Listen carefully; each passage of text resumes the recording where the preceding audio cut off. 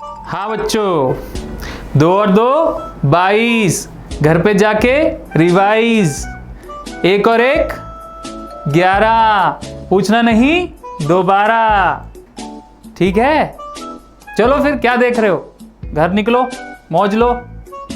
और हाँ, रुको, जाने से पहले कोई समस्या प्रॉब्लम हो मुझे फौरन बता देना, बिना झिझके, ओके? पैसा दे रहे हो भाई, पढ़ना भी है। अरे बच्चे हैं या कुकर की सीटी हैं, हर वक्त बजते रहते हैं।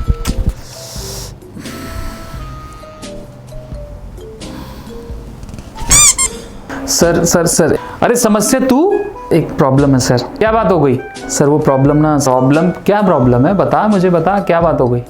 कुछ और है सर प्रॉब्लम, मुझे खुल के बता। मैं तेरा मास्टर हूँ, घबरा मत, मैं तेरा टीचर हूँ, तो मुझे खुल के बता। सर वो ना, मैं सुबह उठ नहीं पाता और रात को सो नहीं पाता सर। तू मैं सुबह उठ नहीं पाता, रात को उठ नहीं पाता, सो नहीं, क्या चल रहा है?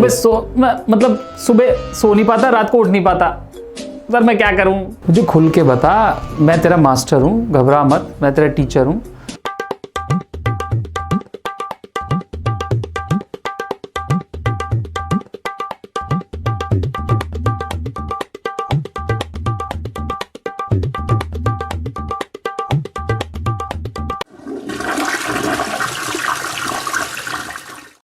समस्या यानी प्रॉब्लम। आप किसी भी स्टेज में हो लाइफ की, आपको यह समस्या यानी कि चैलेंज फेस करना ही पड़ेगा। बचपन से लेकर बुढ़ापे तक कोई ना कोई समस्या आपको घेर के रखेगी। अगर आप उसको समस्या समझेंगे तो कभी भी उसके सॉल्यूशन तक नहीं पहुंच पाएंगे। चाहे आप बिजनेसमैन हैं, चाहे आप स्टूडेंट हैं, चाहे आप प्रोफेशनल हैं, जॉब में हैं, या प्रधानमंत्री ही क्यों ना हो, एक रोज नई समस्या आपके सामने आएगी ही आएगी। और उसको एक एज अ चैलेंज लेकर आप कैसे सॉल्व करते हैं, ये आप पर डिपेंड करता है। स्वागत है आपका, मैं हूं सौरभ और आप देख रहे हैं प्रेशर कम। देखिए, अगर समस्याओं की बात करें या अपने जीवन पे एक प्रकाश डालें, तो हम देखते हैं कि हम अपनी जॉब को बचाना चाहते हैं, हम अपने रिश्तों को बचाना चाहते हैं, हम अपने जीवन को ही बचाना चाहते हैं। लेकिन क्या आपके अंदर वो काबिलियत है, या उस समस्या से डील करने के लिए आपके पास वो एबिलिटी है? या तो आपके बड़ों ने वो आपको एबिलिटी दी है या सिखाई गई है, या फिर समय रहते जैसे जैसे आप जीवन में आगे बढ़ते हैं, आप अपने एक्सपीरियंस से उन प्रॉब्लम्स को रिजॉल्व करना सीखते हैं।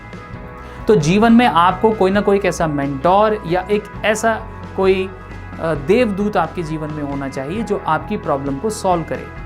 लेकिन ऐसा प्रैक्टिकली पॉसिबल नहीं होता है। आपको अपनी प्रॉब्लम खुद सॉल्व करनी होती है, और वो एबिलिटी या काबिलियत आपके पास होनी चाहिए।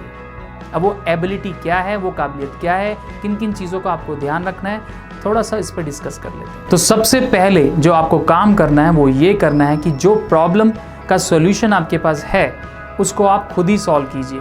क्योंकि कुछ लोगों की आदत होती है कि प्रॉब्लम बोलकर वो प्रॉब्लम से बचने की कोशिश करते हैं, और प्रॉब्लम को इतना बड़ा पहाड़ बना लेते हैं, छोटी सी बात का ही पहाड़ बना लेते हैं कि वो पहाड़ के नीचे दबे रहते हैं या छुपे रहते हैं, और वो बाहर आके उसका सामना नहीं करना चाहते। देखिए, कोई भी ताला बिना चाबी के नहीं बनता है। इसी तरह कोई भी प्रॉब्लम नहीं है जिसका कोई सॉल्यूशन ना हो। और यदि सॉल्यूशन नहीं है, आपके अंदर वो काबिलियत नहीं है, तो सबसे पहले आप वो काबिलियत डेवलप कीजिए। यानी कि आपके अंदर वो एबिलिटी होनी चाहिए जो प्रॉब्लम को सॉल्व करे। अब हम बात करते हैं सेकंड पॉइंट की, जो है आपका इमोशनल डिसबैलेंस। जब भी आप कोई डिसीजन ले रहे हैं, जब भी आप कोई प्रॉब्लम सॉल्व कर रहे हैं, तो अपने इमोशंस को साइड रखिए। इमोशंस के साथ आप कोई भी डिसीजन लेंगे, उसमें आपको विफलता ही मिलेगी। वो प्रॉब्लम सॉल्व नहीं करेगी, वो प्रॉब्लम को और बढ़ा देगी। तो हमेशा याद रखिए, पैनिक नहीं करना। गोल्डन रूल है, डोंट पैनिक। कई बार हमारी जो प्रॉब्लम होती है वो हम खुद ही क्रिएट करते हैं, और हम उसी प्रॉब्लम के रचयिता होते हैं, यानी कि जो ओनरशिप है वो हमारी ही है। एक एल्बर्ट आइंस्टीन का बहुत फेमस कोट है, that we cannot resolve any problem with the same thinking when we created it। इसका मतलब ये है कि हमें वही सोच, जिस वक्त हमने प्रॉब्लम क्रिएट की, हमें वही सोच नहीं रखनी होगी, हमें अपनी सोच बदलनी होगी, हमें अपनी नज़र बदलनी होगी। कई बार आपकी प्रॉब्लम का सॉल्यूशन आपके पास होता है, कहीं आसपास ही होता है, हम उसे देख नहीं पाते हैं। सिर्फ एक नज़रिया बदलना होता है और आपकी प्रॉब्लम का सॉल्यूशन आपको तुरंत मिल जाता है। तो आप देखिएगा अपनी ज़िंदगी में, अगर आप वही लाइफ जी रहे हैं, प्रॉब्लम के अंदर जी रहे हैं, तो इसका कारण कहीं आप ही तो नहीं है। चलिए अगला सॉल्यूशन देखते हैं, प्रॉब्लम का रूट कॉज।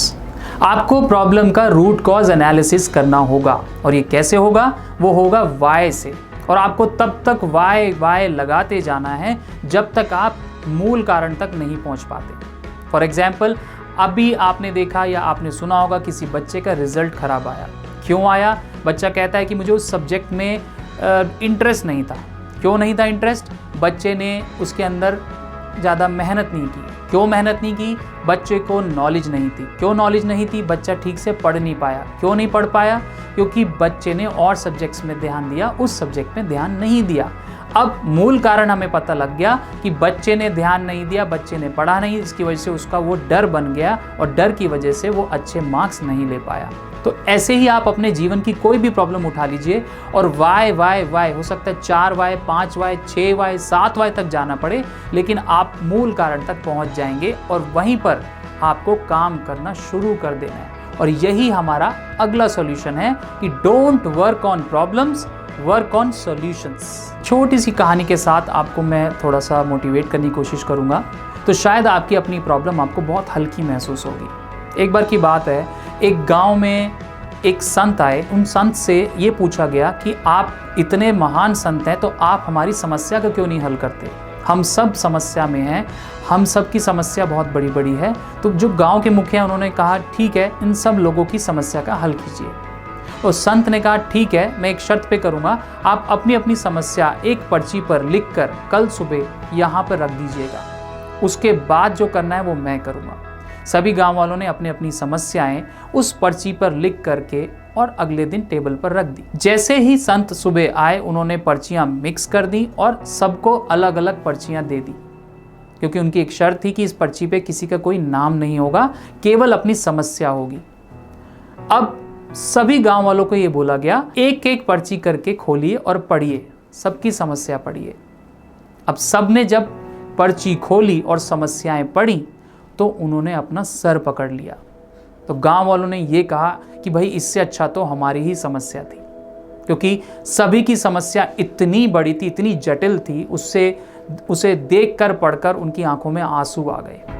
तो कहने का मतलब ये है कि आप ये मत सोचिए कि आपकी प्रॉब्लम ही सबसे ज़्यादा, कि वाई मी, मेरे साथ ही क्यों हो रहा है ऐसा, या दूसरे पर हम ब्लेम करते हैं। ये सबसे गलत है, ऐसा नहीं करना है। प्रॉब्लम का हल ढूंढना है। चलिए अब बात करते हैं समाधान की, और एक मैं आपको छोटा सा टास्क दूंगा, और वो टास्क ये है कि आज अभी इसी वक्त आपको अपनी प्रॉब्लम्स एक पेज पर लिखनी है। यानी कि एक पेज पर एक कॉलम, बीच में से आपको पेज को डिवाइड करना है। एक तरफ यानी लेफ्ट साइड आपको अपनी प्रॉब्लम्स लिखनी है नंबर वाइज, और राइट साइड उन सभी प्रॉब्लम का सॉल्यूशन लिखना है। जब आप ये लिख लें, उसके बाद करना कुछ नहीं है, सिर्फ इतना करना है कि प्रॉब्लम्स और सॉल्यूशन के बीच में पेपर को फोल्ड करना है और प्रॉब्लम्स को फाड़ के फेंक देना है। जी हाँ, सही सुना, आपको प्रॉब्लम्स को फाड़ कर कूड़े के एक डस्टबिन में फेंक देना है। और जैसे ही आप वो प्रॉब्लम फेंकेंगे, आपके पास पर्चा रह जाएगा सॉल्यूशंस का।